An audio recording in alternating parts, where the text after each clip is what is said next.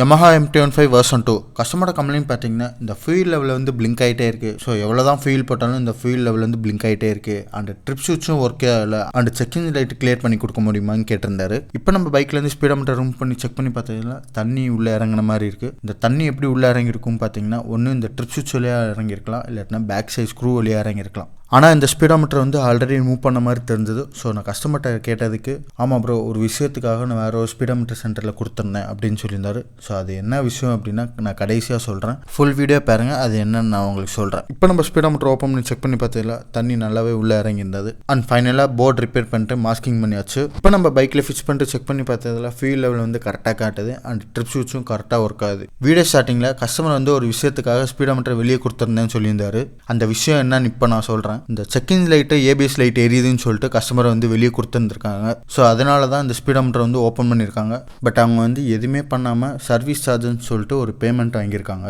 இந்த checking light and ABS light பார்த்தீங்கன்னா just ஒரு வார்னிங் லைட்டு தான் அது. இந்த செக்கிங் லைட் எதனால வருதுன்னு பார்த்தீங்கன்னா பைக்கில் வர சென்சார் ஏதாவது இஷ்யூவாக இருந்தாலும் வரும், இல்லை சென்சார் போகிற ஒயர் கட்டாக இருந்தாலும் வரும், இல்லை சென்சாரோட கப்ளர் வந்து ரிமூவ் பண்ணிட்டு ஃபிட் பண்ணாலுமே பார்த்தீங்கன்னா இசிஎம்மில் போய் இந்த ஃபால்ட் கோட் வந்து ஸ்டோர் ஆயிரும். சேம் மெத்தட் தான் இந்த ஏபிஎஸ்க்கும்.